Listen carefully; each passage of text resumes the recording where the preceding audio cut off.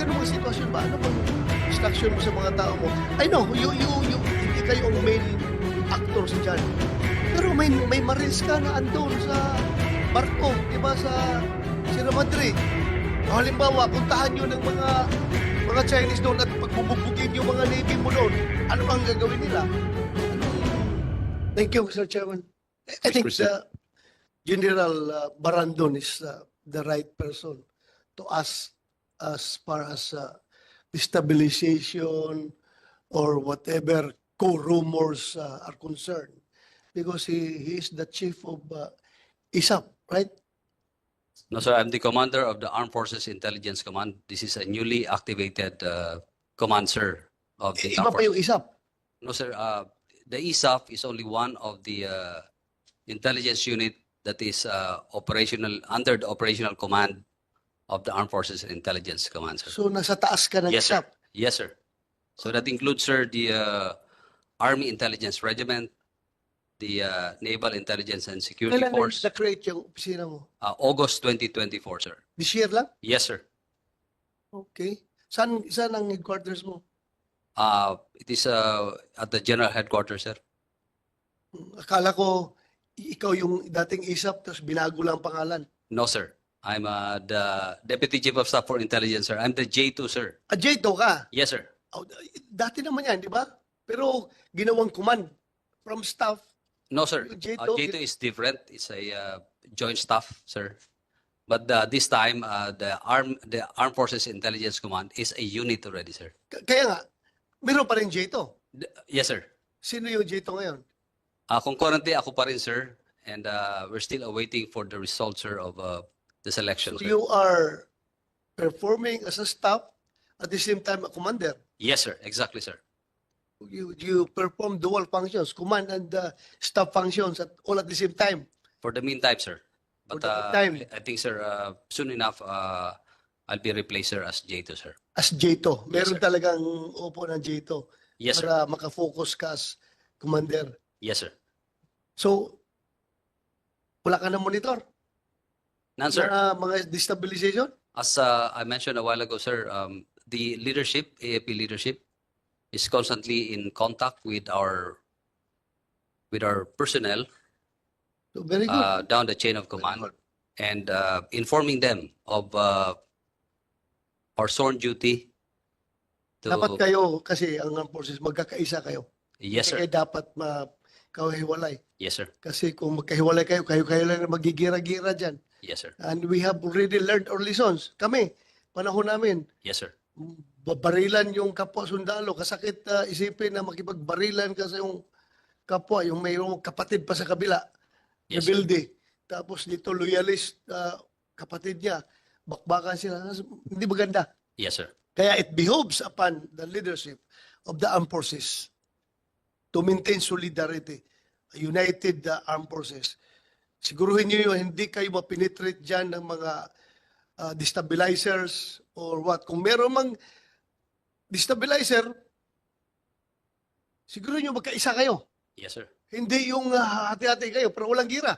Yes, sir. Kasi pag you should be one. Isa lang ang takbo ng utak ninyo. Yes, sir. Hindi dapat kayo masakit talaga kung magira-gira kayo. Kayo-kayo lang. Kaya maganda pakinggan coming from you as the chief of the intelligence Command, sir. command of the armed forces na you are not able to monitor. There's nothing to worry about as far as the Filipino people are concerned. Wala silang iisipin na kulita. Yes, sir. Wala silang iisipin na destabilization. Yes, sir. Very good. Thank you. At Thank you, least sir. kami rin, hindi rin ako mapagbintangan na magdi-destabilize ng Pilipinas. Di ba? Yes, sir. You know naman, this is politics. Purely politics, di ba? Purely politics, sir. Politics has two sides. Minimum of two sides ang politics. Yes, sir. Oh, so, kung wala ka ng monitor, it goes without saying na hindi kami pwede i-accuse na mayroong ginagawang plano. Yes, sir. Di ba? Yes, sir. Oh, very good. Thank you. Kuha lang yan. 1 plus 1 equals 2 lang yan. Di ba? Yes, sir. Yung, Mr. Chair, Can I talk to the nandito yung POIC, di ba? Ay, yung Yes, sir. Yes, can we Senator excuse Bato. Major Yes, General? we'll excuse General Brandon. Thank you for your answers, ha? Thank you, Our- Mr. Chair. Thank you, sirs. Thank you. We would like to please our flag officer in command. Morning, sir. Thank you. Ilang months ka na dyan nasa POIC? 3 weeks old, sir. 3 weeks. 3 weeks. Gusto ko lang klaruhin, no, yung, I don't know if you can answer this in open hearing or doon sa executive session. Pero as far as you can answer these questions, ano yung prevailing policy mo as far as your people on the West Philippine Sea are concerned with regarding engagement with the Chinese militia, Chinese Navy, Chinese Coast Guard? Ano bang standing orders mo dyan sa mga tao mo? Kasi ganito kami sa PNP, meron kaming graduated response. Sa aming police operational procedure, meron kang gustong i-neutralize na tao. Huwag naman yung sabihin na neutralize, patayin ha. Iba yung meaning ng neutralize sa atin sa military, di ba? Neutralize, rendering them incapable of committing anything against you. Hindi mo makaya sa pito, ayaw huminto ng kriminal. Gamitan mo ngayon ng taser. Ayaw pa rin huminto. Hanggang sa mag-escalate, hanggang matitreaten yung buhay mo as a police officer, you have to defend yourself. Self-defense yan. So hanggang aabot sa punto na gagamit ka ng armas kung kinakailangan. Ngayon sa Navy naman, anong standards na sinusunod ninyo? Kasi umantong na tayo umabot na tayo sa punto na may naputulan na tayo na sailor doon sa West Philippine Sea, di ba? Umabot na sa punto na mga armas natin kinuha nila. Dinisarmahan yung tropa natin. Am I correct? Oh, so ano ngayon? Anong standard mo as the commander, as the flag officer in command of the Navy? Ganun ba, is it safe for us, civilians? Civilian ako eh. Is it safe for us to assume na yung inyong standards dyan sa Navy is take and take lang? Take and take lang? Escape and evasion lang palagi? Iwas ang iwas? Huwag kayo makipagkumpronta sa Chinese Navy frontal engagement, huwag kayo kasi hindi natin kaya. Malaki yung China. Ano bang standing orders nyo dyan? Okay lang.